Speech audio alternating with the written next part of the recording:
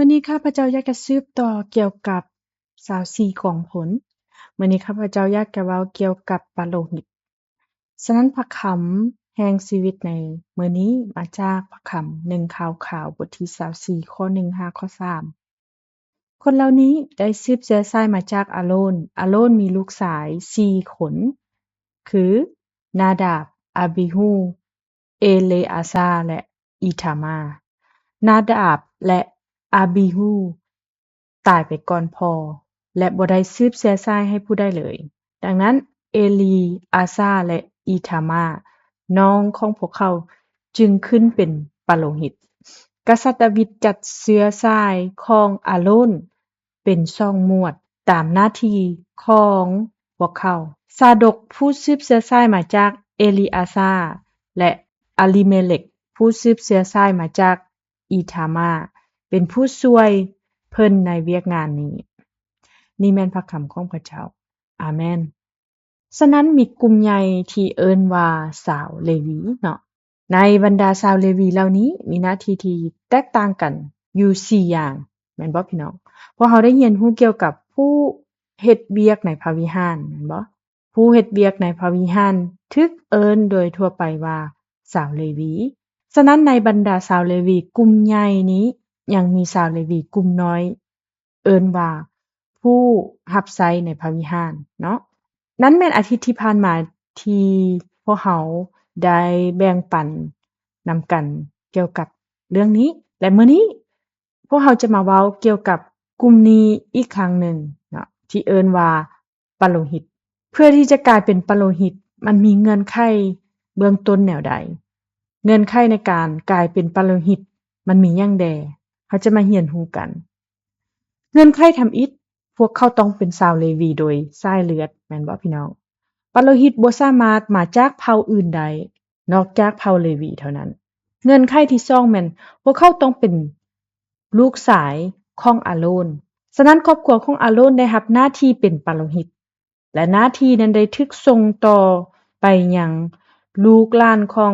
อาโรนถ้าพี่น้องเบิ่งอยู่ในพระธรรมอพยพบทที่28ข้อ1เนาะพระคัมภีร์กล่าวว่าจงเอิ้นอาโรนอายของเจ้าและพวกลูกสายของเหล่าหมา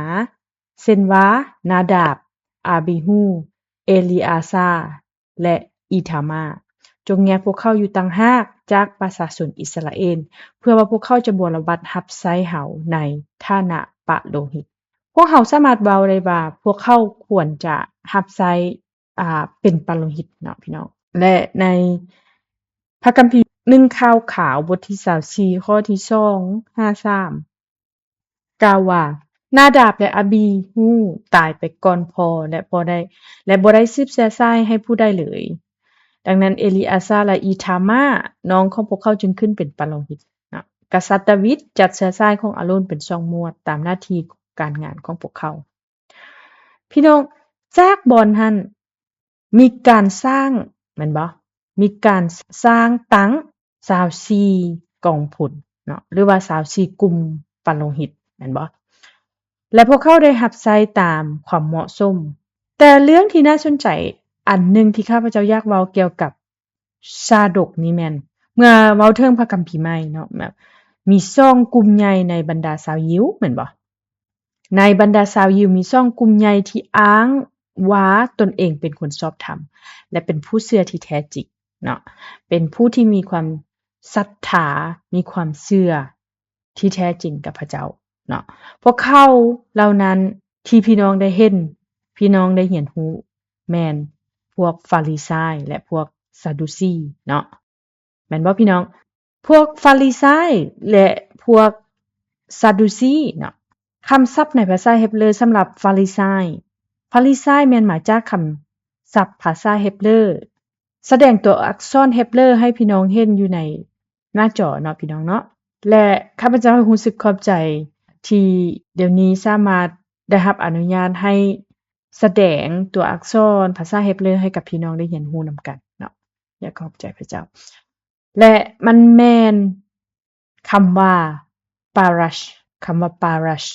หมายถึงการแยกตัวหรือพวกเขาสามารถแปลมันว่าเป็นการแบ่งแยกฉะนั้น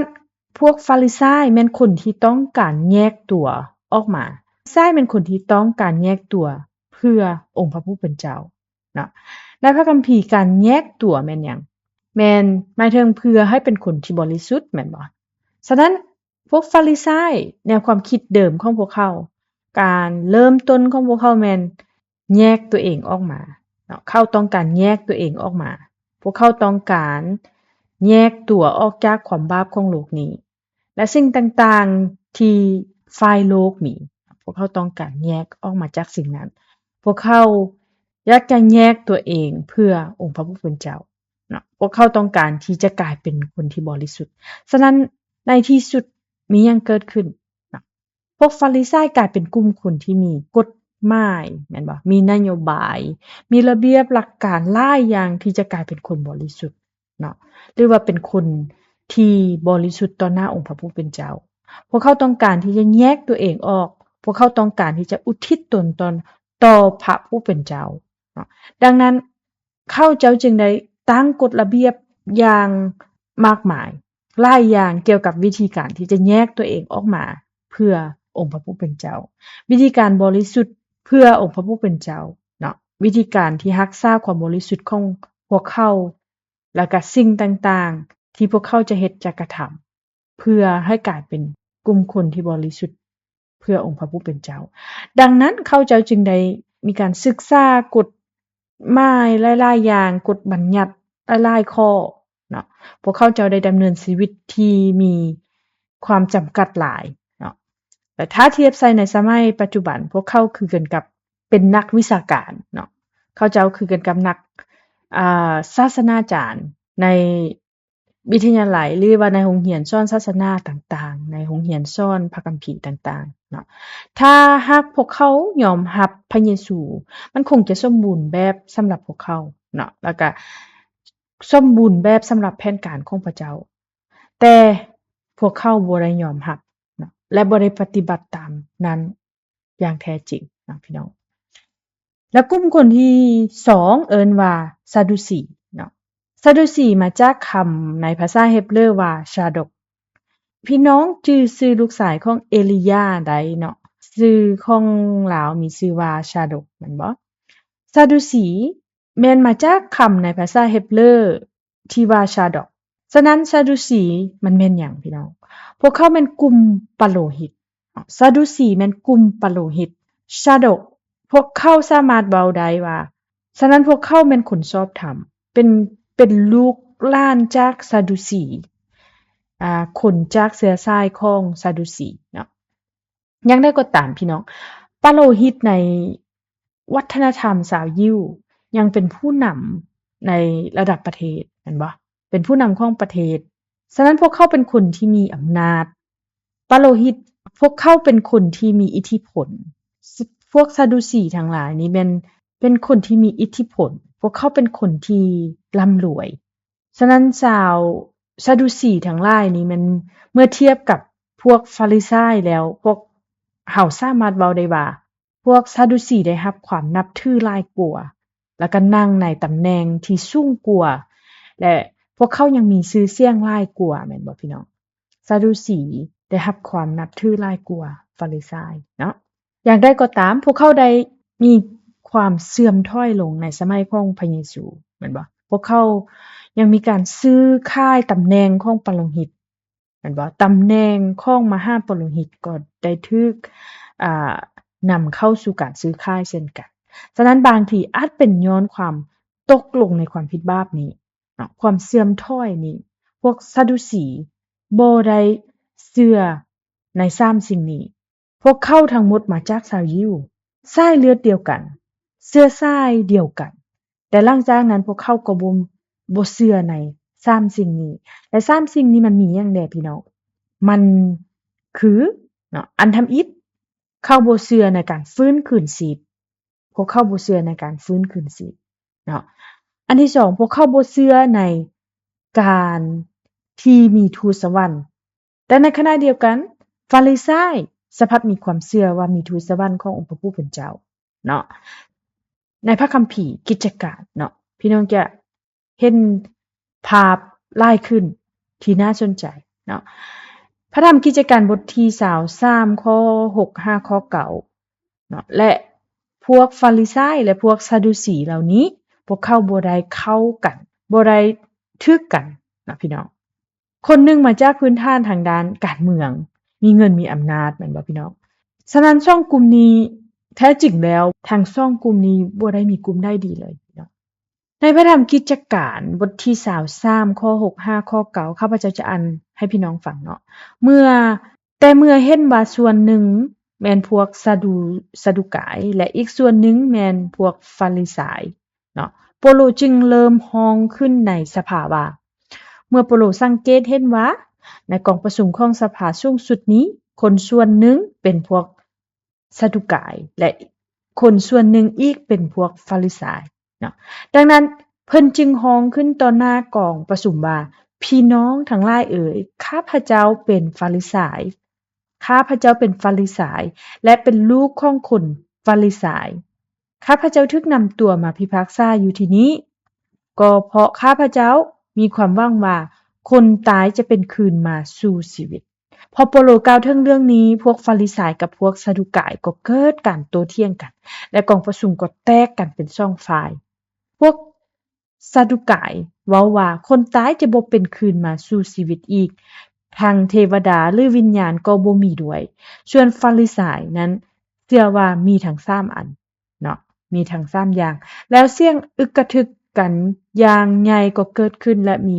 พวกธรรมจารย์บางคนในคณะฟาริสายยืนขึ้นคัดค้านว่าพวกเขาบ่เห็นความผิดใดๆในคนนี้ถ้าวิญญาณหรือเทวดาตนหนึ่งกล่าวกับเราจะว่าอย่างใดดังนั้นมันมีสิ่งใดเกิดขึ้นโปโลถูกนำมาเพื่อตัดสินลงโทษแม่นบ่เพื่อพิจารณาคดีและเรารู้ว่าส่วนหนึ่งของประชาชนที่ร่วมชุมนุมกันนั้นแม่นพวกฟาริสายและอีกส่วนหนึ่งของชุมนุมชนนั้นแม่นอันซาดูสีเนาะดังนั้นโปโลจึงว่าพี่น้องทั้งหลายข้าพเจ้าเป็นฟาริสายและหลังจากนั้นในเวลาที่หลาวเว้าว่าลาวเป็นฟาริสายพวกฟาริสายทั้งหมดก็หันไปสู่รูปแบบคือป้องกันกลุ่มของตัวเองไว้เนาะปกป้องลาวไว้เพราะว่าลาวเป็นหนึ่งในพวกฟาริสายสิซะเนาะพวกเขาบ่สามารถมอบลาวให้กับพวกซาดูซีได้แม่นบ่ดังนั้นพวกฟาริสายทั้งหมดจึงหยุดต่อสู้แล้วก็หยุดถามโปโลหยุดสงสัยโปโลในขณะที่ลาวเว้าว่าลาวเป็นฟาริสายแม่นบ่โปโลเว้าว่าลาวเป็นฟาริสายฉะนั้นพวกฟาริสายก็กลายเป็นผู้ที่ปกป้องโปโลไปในตัวเลยเนาะและหลังจากนั้นคนหนึ่งในนั้นก็เว้าว่าแม่นบ่พวกเราบ่พบความผิดหยังกับโปโลพวกเขากำลังปกป้องโปโลแม่นบ่ในคำเว้าเหล่านี้เนาะในสภานี้เว้าว่าพวกเขาบ่พบความผิดหยังเพราะว่าเราเป็นฟาริสายพวกเขาบ่สามารถปล่อยให้เจ้าเอาตัวของเราไปได้พวกเขาจะปกป้องเราฉะนั้นพวกเขาบ่พบหยังผิดปกติกับเราพี่น้องข้าพเจ้าหมายความว่าสิ่งเหล่านี้แม่นสิ่งที่พวกซาดูกายบ่เชื่อแม่นบ่พี่น้องและพวกฟาริสายเหล่านั้น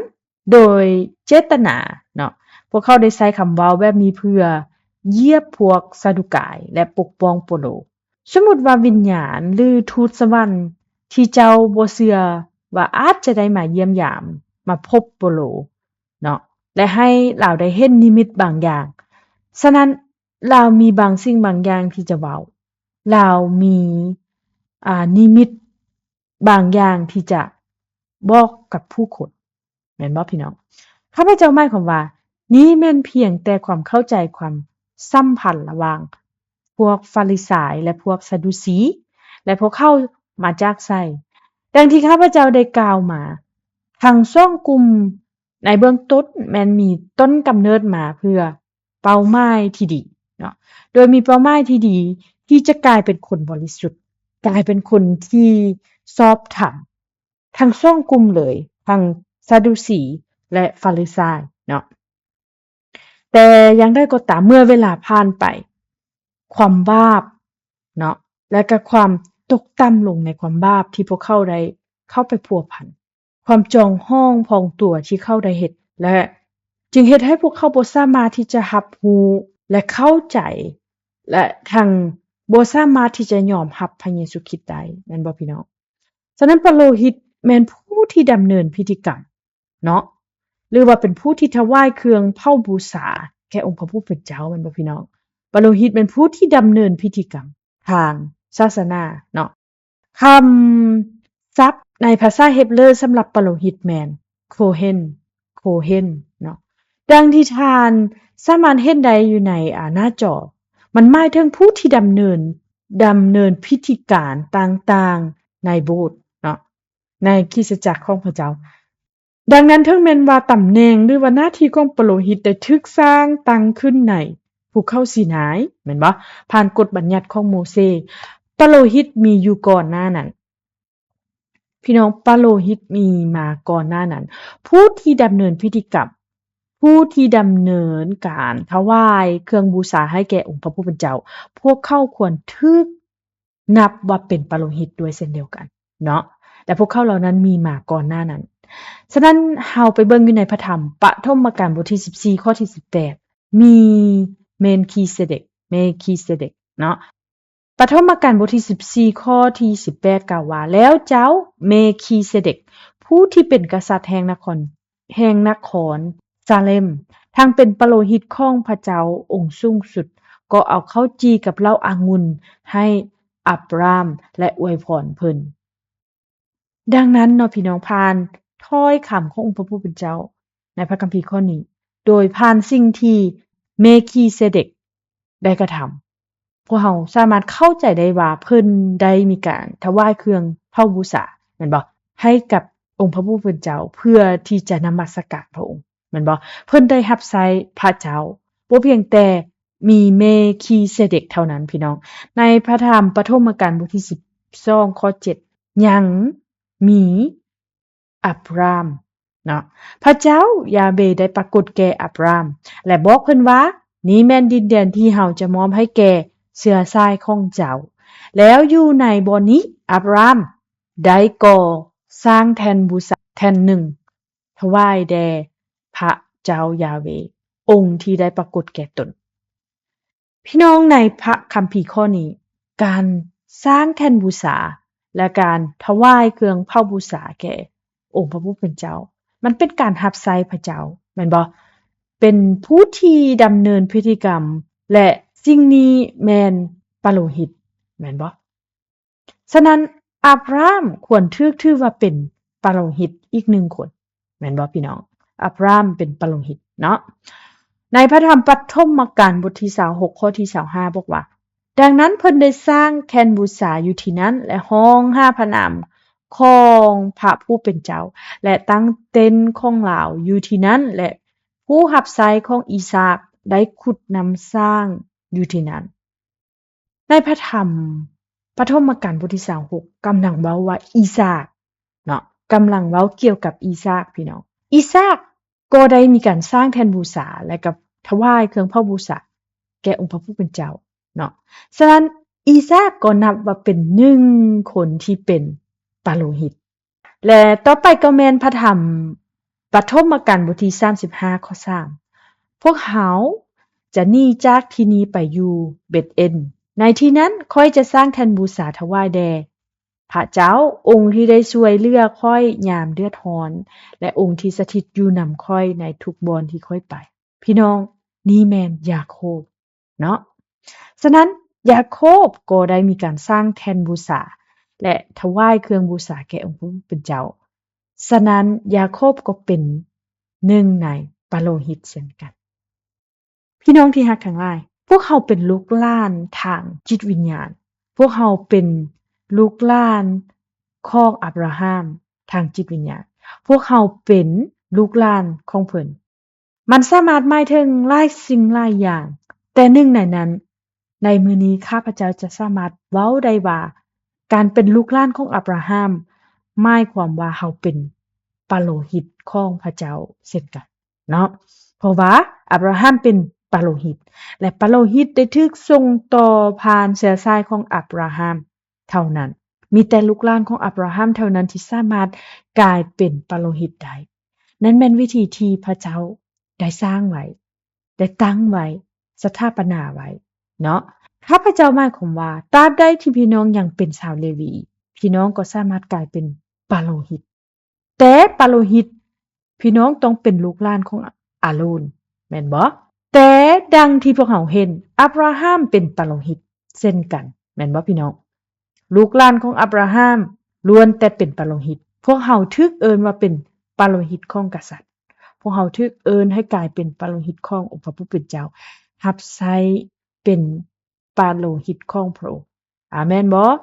อาเมนเนาะแต่ถ้าพี่น้องเบิ่งพวกเขาได้รับการแต่งตั้งแนวใดปาโลหิตได้ถูกแต่งตั้งแบบใดปาโลหิตได้ถูกเจิมด้วยน้ำมันแม่นบ่พี่น้องการเจิมด้วยน้ำมันและก็มีพิธีการหยังแด่พี่น้องในการแต่งตั้งและชื่อของพิธีการพิธีกรรมเหล่านั้นเนาะมีการเจิมด้วยน้ำมันแม่นบ่แล้วก็มีการแต่งตั้งสำหรับการสถาปนาแต่งตั้งผู้รับผิดชอบพวกเราเอิ้นพิธีการนี้ว่าแม่นการแต่งตั้งเนาะฉะนั้นปาโลหิตเหล่านี้น่ะพวกเขาได้รับการแต่งตั้งโดยผ่านพิธีกรรมการแต่งตั้งอยู่ในคริสตจักรเนาะในโบสถ์ของพวกเขามี3ตำแหน่งที่ได้รับการแต่งตั้งเนาะนั่นก็คือมีศิษยาภิบาลใหญ่แม่นบ่ได้รับการแต่งตั้งแล้วก็มีผู้ปกครองแม่นบ่พี่น้องมีผู้อ่าช่วยศิษยาภิบาลก็ได้รับการแต่งตั้งได้รับการสถาปนาเนาะดังที่ข้าพเจ้าได้อธิบายไปได้แล้วในคริสตจักร Presbyterian เนาะมีหลักการปฏิบัติอยู่2ประเภทการแต่งตั้งคือเป็นทางการและก็บ่เป็นทางการสำหรับผู้ที่ได้รับการแต่งตั้งอย่างเป็นทางการนั้นมันจะมีตำแหน่งของพวกเขาก็จะบ่มีการเปลี่ยนแปลงเช่นว่าเป็นเดียวกันกับศิษยาภิบาลเช่นที่ตำแหน่งที่ข้าพเจ้ามีก็คือเป็นศิษยาภิบาลบ่ว่าข้าพเจ้าจะเฮ็ดเวียกให้โบสถ์หรือบ่ก็ตามคำว่าศิษยาภิบาลก็ยังอยู่ก็ยังเป็นตำแหน่งที่ติดอยู่กับข้าพเจ้าตลอดเพราะว่ามันได้ถูกมอบมันได้ถูกแต่งตั้งมันเป็นคำสัญญานิรันดรเป็นคำสัญญาเป็นการแต่งตั้งตลอดไปขององค์พระผู้เป็นเจ้าในขณะเดียวกันสำหรับบางตำแหน่งเนาะที่เป็นการแต่งตั้งแบบบ่เป็นทางการก็เฮ็ดหน้าที่ที่ได้ถูกมอบหมายในช่วงระยะเวลาใดหนึ่งเท่านั้นและก็อาจจะมีการเปลี่ยนแปลงได้เนาะเช่นว่าผู้ดูแลบ่คณะธรรมกิจบ่ผู้รับใช้ในคริสตจักรที่เป็นผู้รับผิดชอบกิจกรรมใดหนึ่งของคริสตจักรในแต่ละช่วงในแต่ละปีก็จะสามารถมีการเปลี่ยนแปลงได้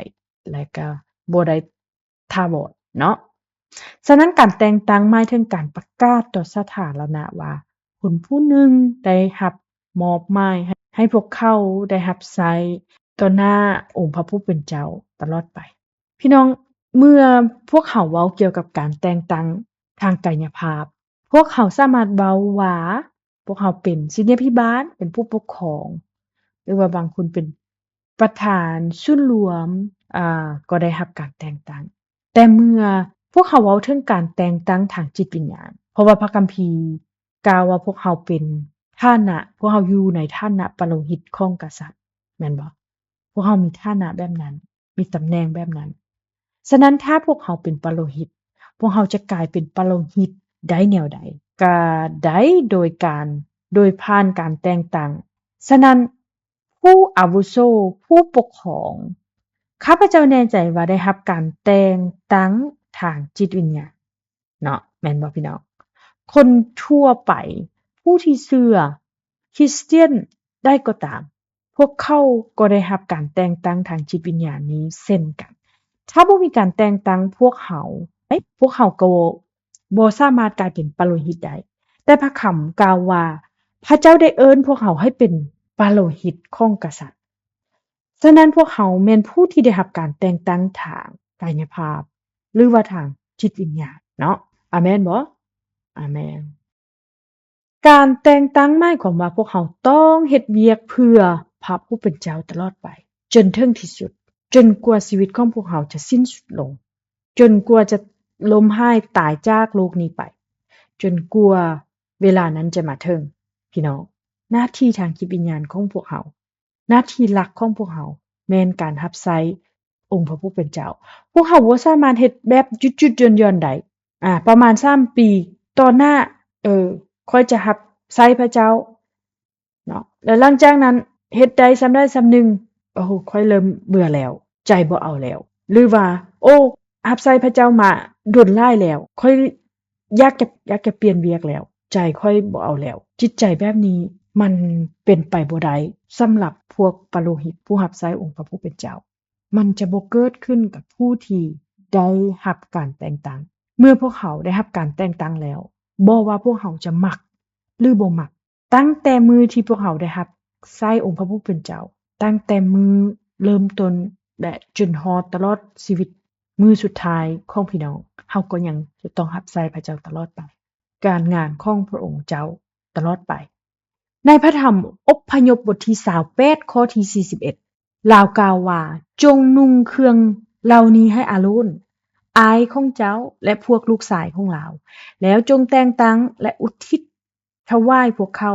โดยใช้น้ำมันเจิมศักดิ์สิทธิ์ที่เฮ็ดด้วยมากกอกเทศหดส่งเพื่อพวกเขาจะได้บัวระบัดรับใช้เฮาในฐานะปาโลหิตดังนั้นปาโลหิตคนนี้ต้องผ่านการกวดสอบอย่างละเอียดและขบวนการที่ละเอียดหลายในการชำระตนเองให้บริสุทธิ์และเพื่อรักษาความบริสุทธิ์และความบริสุทธิ์นี้ความสะอาดนี้ต่อหน้าองค์พระผู้เป็นเจ้า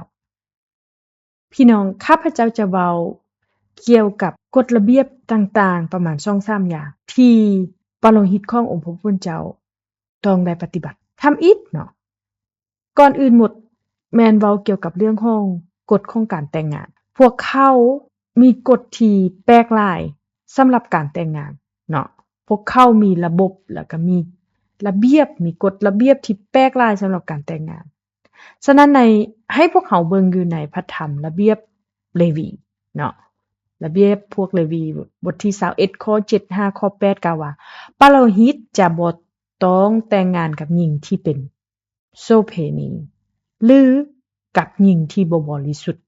หรือกับแม่ห้างเพราะพวกเขาบ่บริสุทธิ์ต่อพระเจ้าของพวกเขาประชาชนต้องถือปาโลหิตว่าบริสุทธิ์เพราะพวกเขาเป็นผู้ถวายอาหารแก่พระเจ้าของเจ้าพวกเขาต้องบริสุทธิ์ต่อพระเจ้าเพราะว่าเฮาแม่นพระเจ้ายาห์เวห์องค์บริสุทธิ์และเฮาสร้างประชาชนของเฮาให้บริสุทธิ์ฉะนั้นพระคำกล่าวว่าผู้ที่ปาโลหิตบ่สามารถแต่งงานได้เจ้าจะบ่สามารถแต่งงานได้ตราบใดที่เจ้ายังเป็นปาโลหิตเจ้าบ่สามารถแต่งงานกับคนเหล่านี้ได้ฉะนั้นเฮาจะมาเรียนรู้ผู้หญิง3แบบที่ปาโลหิตบ่สามารถที่จะแต่งงานกับพวกเขาได้คนทำอิฐแม่นโสเภณีหรือว่า harlot เป็นคำในภาษาเฮบรูคำในภาษาเฮบรูออกเสียงว่า shana และหมายถึงโสเภณีคำว่าโสเภณีแม่นผู้ที่ค่ายห่างกายของเขาเจ้าหรือว่าเป็นผู้ที่นอนกับคนอื่นเพื่อเงินแล้วก็มีกลุ่มที่2ผู้หญิงกลุ่มที่2นี้แม่นบรรดาผู้หญิงที่บ่บริสุทธิ์ก็คือ harlot เนาะ harlot หมายถึงว่าเป็นแม่หญิงที่เสียตัวแล้วมีมนทินแล้วฉะนั้นผู้หญิงที่ถูกหมิ่นประมาทแล้วพวกเขาเป็นผู้หญิงที่บ่ได้ค่ายตัวเพื่อเงินแต่ว่าบรรดาคนเหล่านี้พัดมีคาระตัณหาของตนเองใช้การร่วมเพศเพื่อสร้างความสุขให้กับตัวเองพวกเขาเป็นมนทินฉะนั้นผู้ที่กระทำผิดทางเพศนี้ก็เป็นผู้ที่ต้องห้ามด้วยเช่นเดียวกันเนาะศิลปิบาลบ่แม่นปาโลหิต บ่สามารถเลือกพวกเขาสำหรับการแต่งงานได้และกลุ่มที่3แม่นผู้หญิงที่ถูกหย่าร้างหรือว่าเป็นแม่ร้างมาก่อนเนาะและคำศัพท์ในภาษา Hebrew แม่น Garash ฉะนั้นข้าพเจ้าคิดว่าเมื่อเว้าถึงเรื่องนี้ผู้หญิงที่ถูกหย่าร้างมีหยังที่มันผิดปกติสำหรับหญิงที่ถูกหย่าร้างบ่อิงตามวัฒนธรรมของชาวยิวเนาะผู้หญิงที่ถูกหย่าร้างที่ถูกปะร้างผู้หญิงที่รู้จักกันในนามว่า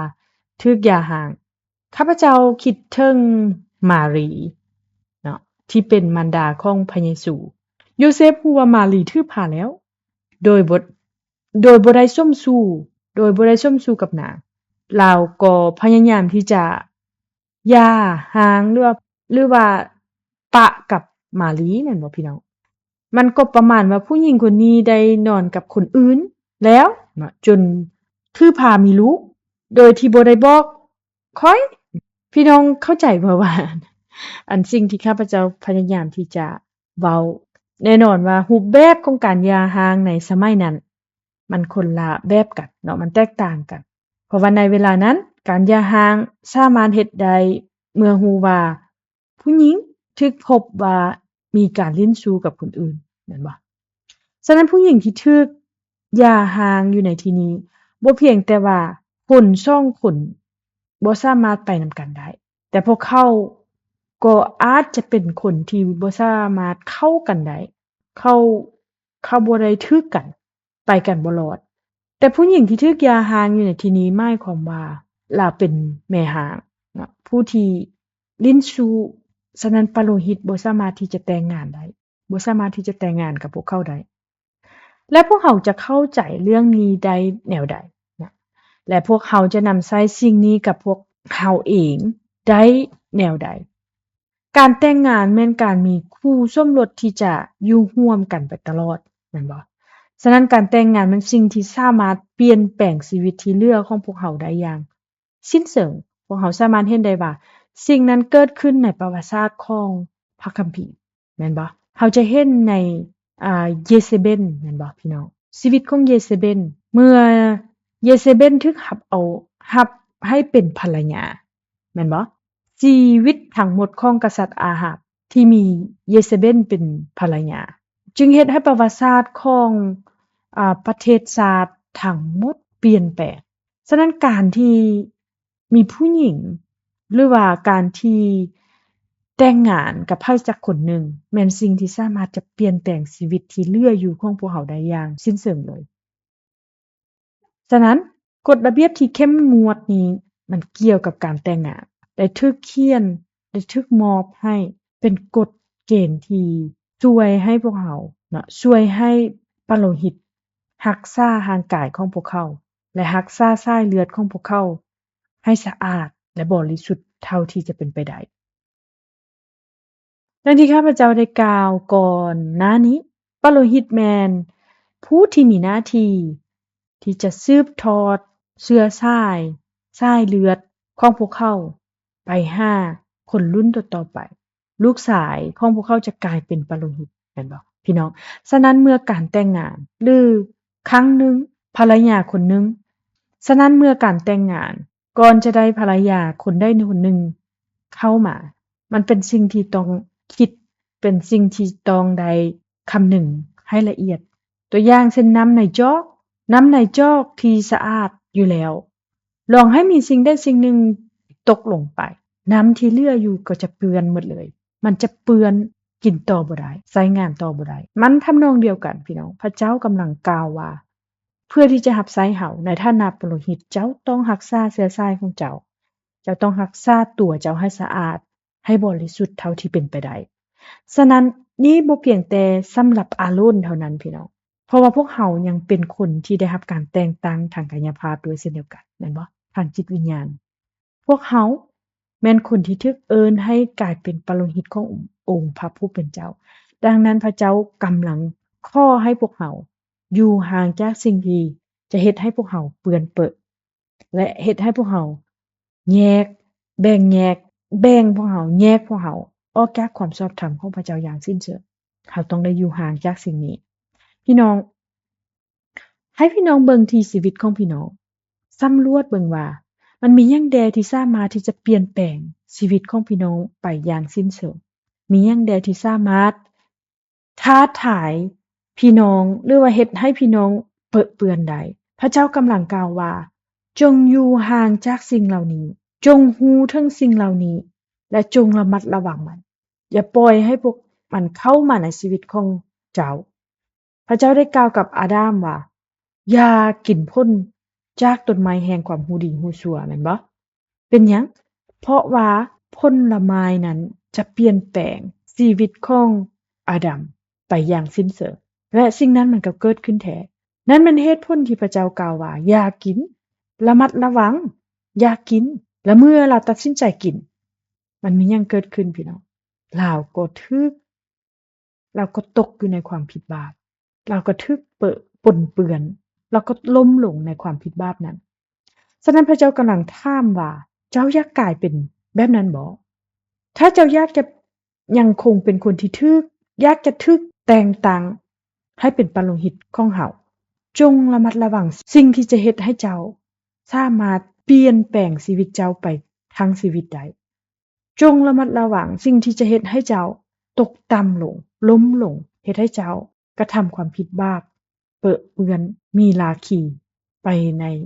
ทั้งหมดชีวิตของเจ้าข้าพเจ้ากำลังสื่อให้พี่น้องได้รู้ว่าพระเจ้ากำลังกล่าวว่าถ้าสิ่งนี้สามารถเปลี่ยนแปลงเจ้าใดมันสามารถท้าทายเจ้าได้ทั้งหมด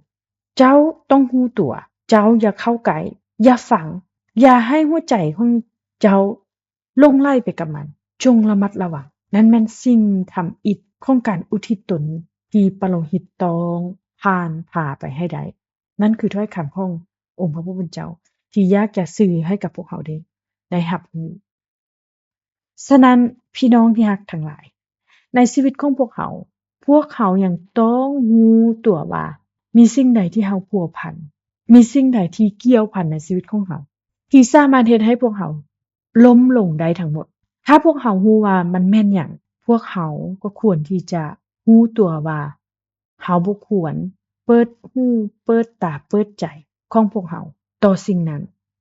แม่นบ่พี่น้องและนั้นคือสิ่งทำอิฐและสิ่งที่2บัดนี้สิ่งที่2แม่นสิ่งที่2ที่ปาโลหิตต้องได้เฮ็ดคือพิธีการชำระล้างฉะนั้นในพระคัมภีร์จดบัญชีบทที่19ข้อที่11-13กล่าวว่าผู้ใดก็ตามที่จับบายซากศพจะเป็นมลทินอยู่7 วันในวันที่3และวันที่7เราต้องชำระตนเองด้วยน้ำแล้วเราก็จะบ่เป็นมลทินแต่ถ้าเราหากบ่ชำระตนในวันที่3และวันที่7เราก็เป็นมลทินผู้ใดก็ตามที่จับบ่ายซากศพและบ่ได้ชำระตนยังจะเป็นมลทินอยู่ย้อนลาวบ่ได้ชำระลาวเองลาหมิ่นประมาทฮ้อเต็นศักดิ์สิทธิ์ขององค์พระผู้เป็นเจ้าและอย่าถือว่าลาวเป็นประชาชนของพระเจ้าอีกต่อไปดังนั้นน่ะพี่น้องพระเจ้ากล่าวว่าจงระมัดระวังสิ่งเหล่านี้ดังที่พวกเขาสามารถเห็นได้ในพระคัมภีร์ขององค์พระผู้เป็นเจ้าดังนั้นปาโลหิตจึงบ่ได้รับอนุญาตให้เขาร่วมงานศพของคนตายพวกเขาบ่ได้รับอนุญาตให้แตะต้องพวกเขาบ่ได้รับอนุญาตให้อยู่ในห้องเดียวกันดังนั้นพวกเขาจึงบ่ได้รับอนุญาตให้เข้าร่วมงานศพของคนตายแต่ว่ามีข้อยกเว้นบางอย่างซึ่งเขาสามารถไปศึกษาเพิ่มเติมอยู่ในสุดปึมประวัติศาสตร์เล่มที่6ฉะนั้นข้าพเจ้าจะข้ามไปก่อนแต่โดยทั่วไปแล้วแม่นพวกปาโลหิตบ่ได้อนุญาตให้เข้าร่วมงานศพอย่างใดก็ตามพี่น้องในโบสถ์ของพวกเราในโบสถ์ในสมัยปัจจุบันเนาะในยุคปัจจุบันของพวกเราปาโลหิตสภาพเป็นผู้ที่ดำเนินงานศพแม่นบ่และผู้ปกครองผู้ดูแลก็เข้าร่วมแล้วก็เป็นประธานแล้วก็มีการช่วยในพิธีงานศพแล้วก็เสื้อวาลัยทานก็ยังเป็นผู้ที่ช่วยในการแบกโลงศพนำนี่คือการปฏิบัติในปัจจุบันเนาะดังนั้นในพระธรรมจดบัญชีบทที่19ข้อที่11ข้อที่13 ระเบียบเหล่านี้บ่สามารถนำใช้กับพวกเราในแง่ทางกายภาพได้เพราะบ่ดังนั้นจะบ่มีคริสเตียนพี่น้องบ่มีผู้เชื่อบ่มีสมาชิกโบสถ์ในโบสถ์ที่สามารถไปงานศพของสมาชิกในคริสตจักรเดียวกันได้แม่นบ่พี่น้องฉะนั้นนี้บ่แม่นเป็นเรื่องที่เกี่ยวกับทางกายภาพนี้ต้องเป็นสิ่งที่เกี่ยวข้องทางจิตวิญญาณถ้อยคำเหล่านี้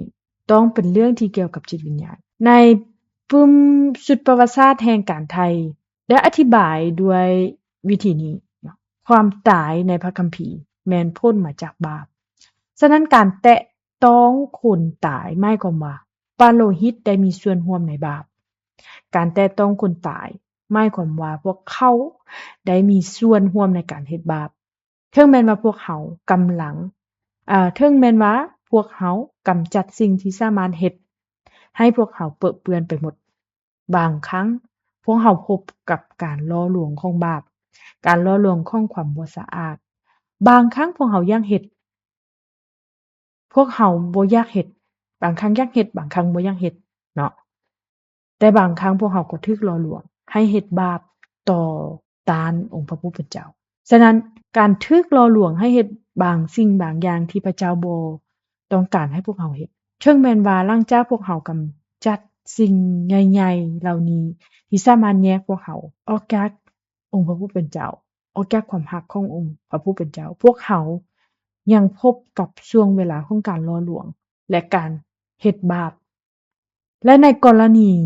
ที่เรื่องนี้เกิดขึ้นเนาะพระเจ้าได้จัดหาวิธีการชำระล้างให้กับปโลหิต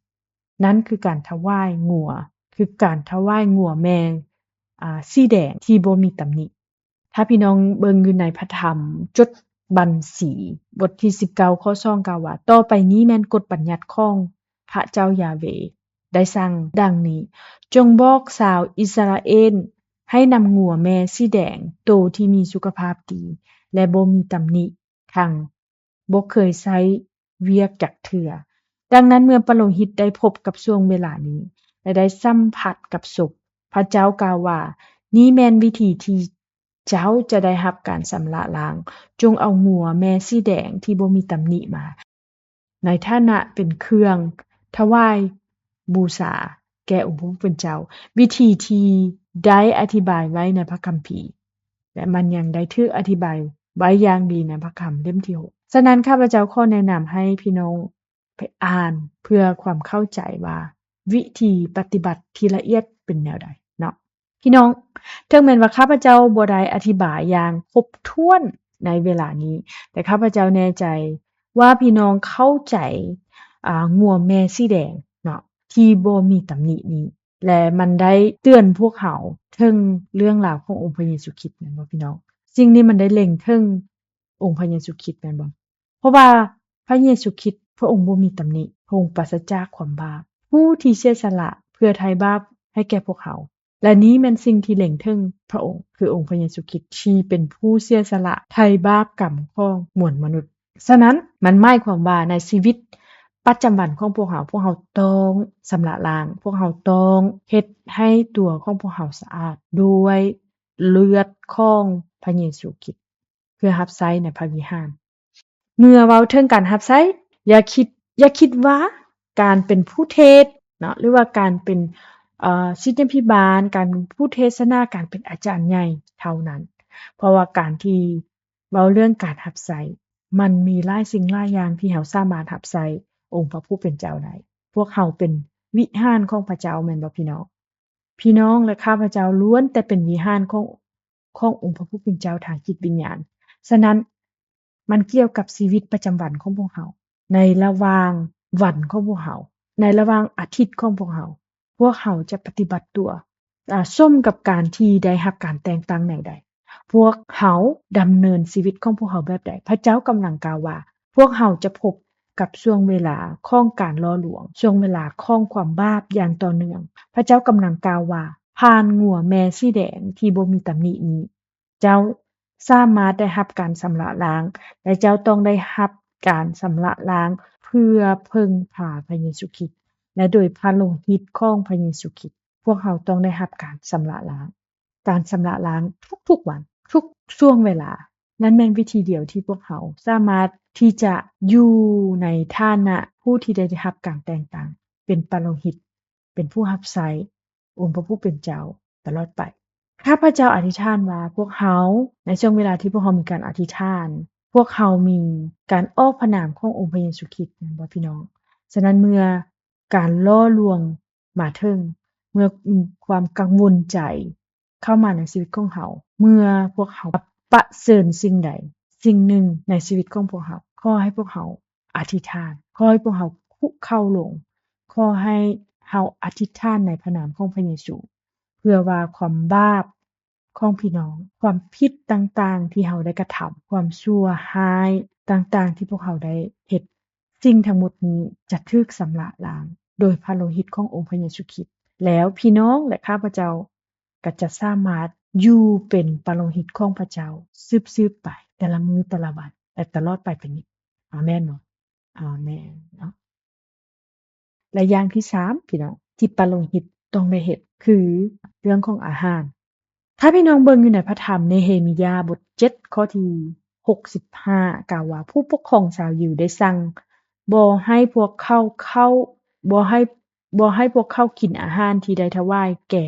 พระเจ้าจนกว่าจะมีปาโลหิตที่สามารถใช้อูริมและทุมิมอาหารที่ปาโลหิตกินหรือปาโลหิตได้รับอนุญาตให้กินนั้นเอิ้นว่าอูริมและทุมิมมันถูกเอิ้นว่าอูริมและทุมิมดังที่พี่น้องได้เห็นเนาะมีกาดิชเนาะกาดิชคำเดียวกันนี้ถูกใช้2ครั้งพี่น้องเนาะหมายความว่า Kadesh บ่ Kadesh หรือว่า Urim เนาะและ Hokadashim แม่น Tumim เนาะฉะนั้นคำนั้นมันหมายความว่าศักดิ์สิทธิ์มันถูกใช้ช่องเทื่อแม่นบ่คำเว้านี้มันถูกใช้ช่องเทื่อฉะนั้นมันจึงเป็นความศักดิ์สิทธิ์ที่สุดมันหมายความว่าเป็นความศักดิ์สิทธิ์ที่สุดพวกเรากำลังเว้าเกี่ยวกับสถานที่ในฮอดเต็นท์นัดพบขององค์พระผู้เป็นเจ้าแม่นบ่พี่น้องเป็นสถานที่ที่ศักดิ์สิทธิ์ที่สุดมีห้องสันนอกและมีห้องสันในห้องสันในแม่นห้องที่เป็นบ่อนศักดิ์สิทธิ์ที่สุดแม่นบ่พี่น้องพวกเราบ่ได้เว้าเกี่ยวกับอาหารที่ปะโลหิตได้รับอนุญาตให้กินแม่นบ่พี่น้องอาหารเองถูกเอิ้นว่าศักดิ์สิทธิ์ที่สุดเนาะอาหารเองเอิ้นว่าศักดิ์สิทธิ์ที่สุดปะโลหิตควรกินและบริโภคสิ่งที่ศักดิ์สิทธิ์ที่สุดศักดิ์สิทธิ์ที่สุดมันหมายความว่าอาหารที่ปะโลหิตพระเจ้ายังได้อธิบายกรณีที่อาหารที่ศักดิ์สิทธิ์ที่สุดบ่สามารถบริโภคได้ฉะนั้นมันสอนหยังให้พวกเขาได้รู้มันได้สอนพวกเขาว่าบ่ว่าพวกเขาจะกินหรือดื่มพวกเขาควรเฮ็ดเพื่อถวายเกียรติแด่องค์พระผู้เป็นเจ้าและนี้แม่นชีวิตที่ผู้ที่ได้รับการแต่งตั้งควรดำรงชีวิตจุดสำคัญพระเจ้าเว้าถึงแม่นผู้ที่ได้รับการแต่งตั้งปาโลหิตผู้รับใช้ของพระเจ้าบ่แม่นสิ่งที่ต้องเฮ็ดในวันอาทิตย์แม่นบ่พี่น้องมันบ่แม่นสิ่งที่เฮ็ดเพียงครั้งเดียวใน7มื้อมันบ่แม่นมันบ่เพียงแต่เวลาที่พี่น้องอยู่ในพระวิหารหรือว่าอยู่ในโบสถ์เท่านั้นมันเป็นสิ่งที่ต้องได้เฮ็ดประจำตั้งแต่เฮาตื่นนอนจากเตียงลุกจากเตียงจนฮอดเฮากลับคืนล้มลงนอนอีกครั้งแม่นบ่พี่น้องพี่น้องเป็นปรหิตของกษัตริย์เฮาต้องมีชีวิตอยู่เฮาต้องดำเนินชีวิตให้สมกับที่เฮาได้ถูกแต่งตั้งนั้นนั่นแม่นการแยกตัวเฮาออกจากสิ่งที่สามารถทำลายพวกเฮาอย่างสิ้นเชิงแม่นบ่พี่น้องนั่นแม่นการแยกพวกเฮานั่นแม่นการสำระล้างตัวเฮาด้วยเลือดขององค์พระเยซูคริสต์ฉะนั้นนั่นแม่นการที่เฮามีชีวิตที่มีความศักดิ์สิทธิ์ในสมัยของพวกเฮามันหมายความว่าสิ่งใดก็ตามที่พวกเฮาเฮ็ดสิ่งใดก็ตามที่พวกเฮาคิดพวกเฮากระทำแม่นพวกเฮาเฮ็ดเพื่อถวายเกียรติแด่องค์พระผู้เป็นเจ้าเมื่อพี่น้องไปเฮ็ดเวียกพี่น้องก็ถวายเกียรติแด่องค์พระผู้เป็นเจ้าเมื่อพี่น้องกินเมื่อพี่น้องดื่มเมื่อพี่น้องพบปะ เพื่อนฝูงเมื่อพี่น้องออกกำลังกายเมื่อพี่น้องทำความสะอาดอยู่ยาวอยู่เหือนเมื่อพี่น้องซักเครื่องตากเครื่องแต่งกินทุกอย่างที่พี่น้องเฮ็ดแม่นเพื่อถวายเกียรติแด่องค์พระผู้เป็นเจ้าเมื่อพวกเราเฮ็ดเช่นนั้นพระเจ้าจะรับรู้พวกเขาแต่ละคนเนาะว่าพวกเขากำลังบริโภคสิ่งที่ศักดิ์สิทธิ์ที่สุดแบบใดอย่างที่ข้าพเจ้าได้อธิบายให้พี่น้องได้รับรู้เนาะข้าพเจ้ายกตัวอย่างถ้าเรากำลังกินข้าวถ้าเรากำลังนอนถ้าพวกเขากำลังเฮ็ดสิ่งต่างๆและสิ่งนั้นเราเฮ็ดแม่นเราเฮ็ดเพื่อตัวเราเองบ่แม่นเพื่อถวายเกียรติแด่องค์พระผู้เป็นเจ้านั้นแม่นสิ่งที่พวกเรากำลังเฮ็ดให้ตัวของเราเปื้อนเปิดพวกเรากำลังเสี่ยงต่อทางขององค์พระผู้เป็นเจ้าพวกเรากำลังเสี่ยงต่อแผนการของพระองค์ที่จะสำเร็จในชีวิตของเราพวกเขา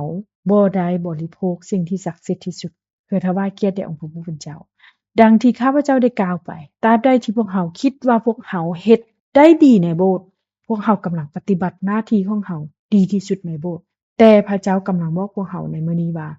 พระองค์กำลังซอกหาคนที่บริสุทธิ์บ่แม่นคนที่ดีเก่งอยู่ในโบสถ์หรือว่าเฮ็ดดีเฮ็ดเก่ง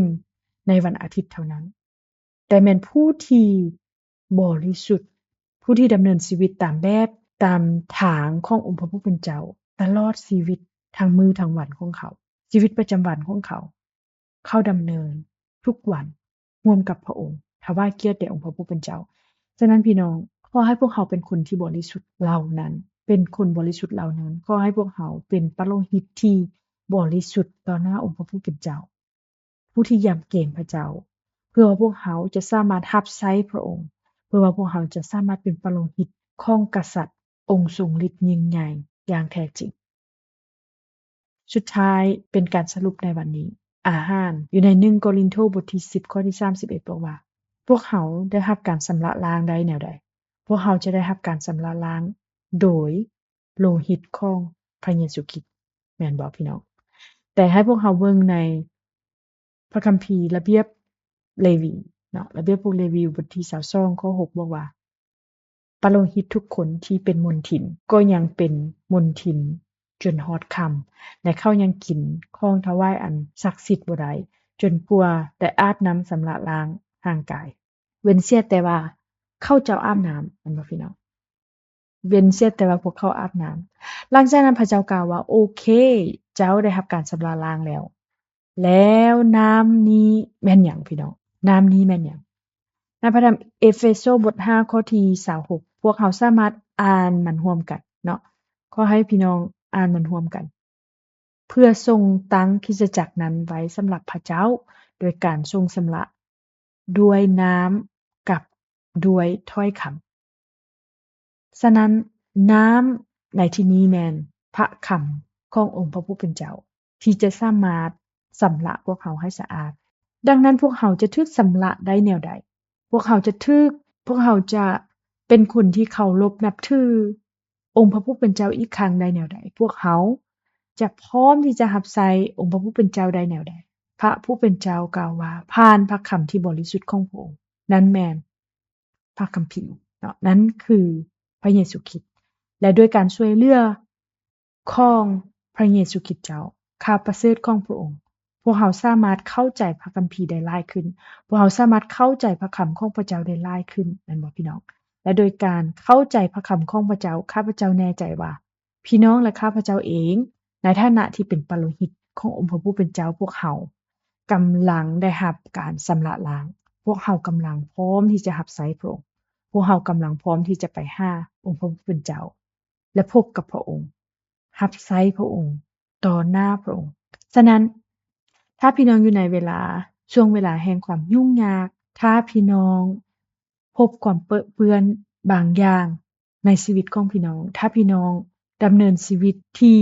ยุ่งยากลำบากหลายสิ่งหลายอย่างทั้งหมดนี้ถ้าพี่น้องรู้สึกว่าบ่มีคุณค่าสมควรที่จะรับใช้พระเจ้าขอให้พี่น้องจื้อไว้ว่าพวกเขาสามารถได้รับการชำระล้างให้สะอาดพวกเขาสามารถได้รับถ้อยคำขององค์พระผู้เป็นเจ้าเพื่อการชำระล้างที่บริสุทธิ์ได้พี่น้องพระคำเพลงสรรเสริญบทที่119ข้อ9 คนหนุ่มสาวรักษาชีวิตให้บริสุทธิ์ได้อย่างใดก็โดยเชื่อฝังข้อคำสั่งของพระเจ้าเนาะด้วยการรักษาตามถ้อยคำขององค์พระผู้เป็นเจ้าพี่น้องที่รักทั้งหลายขอให้พวกเรารักษาพระคำขององค์พระผู้เป็นเจ้าขอให้เราปฏิบัติตามถ้อยคำเหล่านั้นขอให้พวกเรามีสิ่งเหล่านี้อยู่ในหัวใจของพวกเราขอให้พวกเราดำเนินชีวิตในแต่ละวันไปกับถ้อยคำขององค์พระผู้เป็นเจ้าเพื่อว่าชีวิตของพี่น้องจะกลายเป็นชีวิตที่บริสุทธิ์สะอาดและได้รับการยอมรับจากพระบิดาของพวกเราพระองค์จะยอมรับว่าเราเป็นปโลหิตที่บริสุทธิ์ที่ถูกชำระล้างแล้วบริสุทธิ์แล้วได้รับการยอมรับแล้วและเราเป็นปโลหิตที่แท้จริงที่สามารถรับใช้พระองค์ผู้ที่เฮ็ดให้แผนการและเราก็เป็นผู้ที่เฮ็ดให้แผนการขององค์พระผู้เป็นเจ้าและพระประสงค์ของพระองค์ถึงแผ่นดินโลกนี้สำเร็จอาเมนบ่อาเมน